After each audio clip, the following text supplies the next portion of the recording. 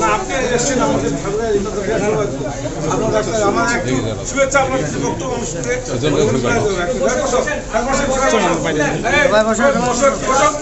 রাজি হয়ে যাবেন 18 বছর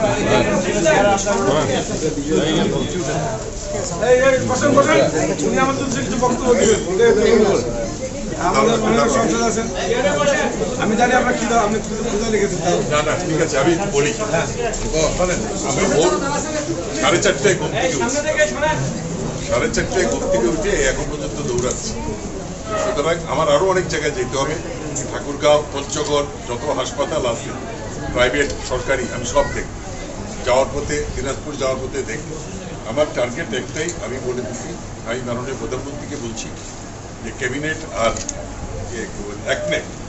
সোম আর মঙ্গল আমি ঢাকায় থাকবো আর সারা এরপরে আমি ঢাকায় থাকবো না সারা দেশ ঘুরে বেড়াবো কারণ আমাকে দেখতে হবে না দেখলে প্রান্তিক জনগোষ্ঠী আমি মন্ত্রী মাত্র 6 মাস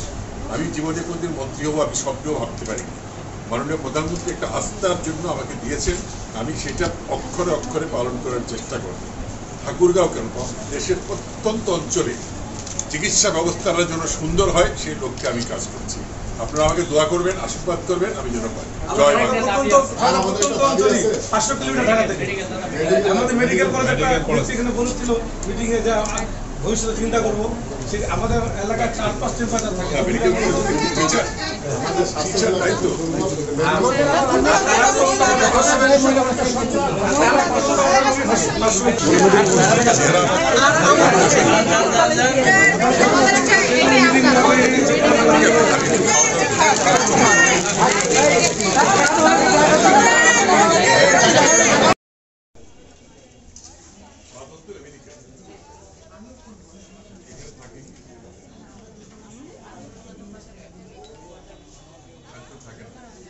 দাদাও মারা গেছে মোদিও মারা গেছে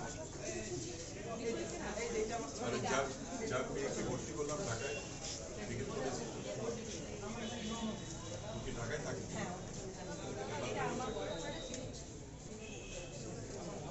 থাকবো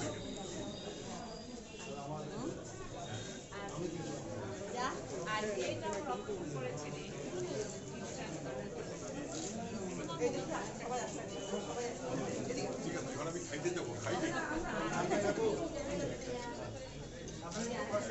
ভোট 5টায় বেরিয়েছি তো পিছনে যা না রে লাঠি পিছনে যা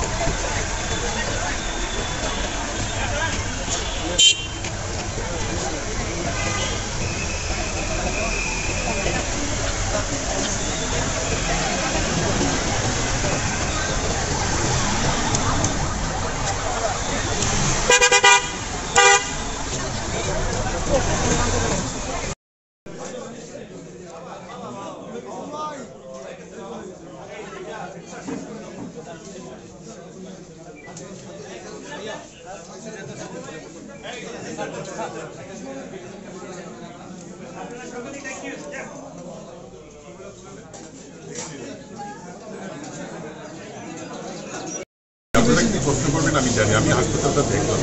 আমি তো আগে কোনো সময় আসিনি, এই প্রথম আমি আসলাম, নিজের চোখকে সচক্ষে দেখে গেলাম। এই দৃশ্য আমি সারা জীবন দেখে আসছি, ঢাকা মেডিকেলে দেখছি, সব জায়গায় আমার বান্ধবী দেবের দেখি। সুতরাং এই দৃশ্য নতুন করে আমার কিছু বলার নাই, আমি কথা কম কাজ বেশি, কথা বেশি বলবো না। আমি দেখে গেলাম এটাকে যত দ্রুত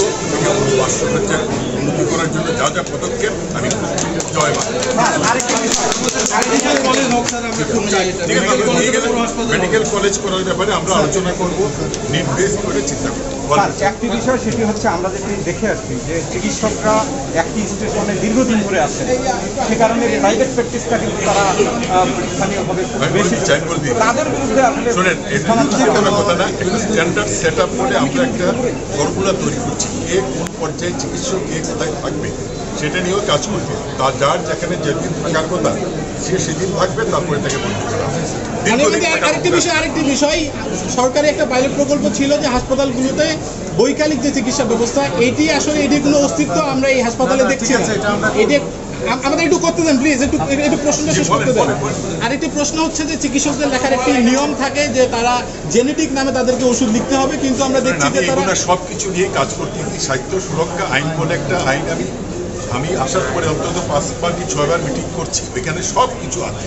এইগুলো আপনারা যে তোমরা প্রশ্ন করলেন তার উত্তর, একটা কথা মনে রাখবেন, ডাক্তারদেরও সুরক্ষা দিব, রুগীদেরও সুরক্ষা দিব। জয় মা। জি, থ্যাংক ইউ।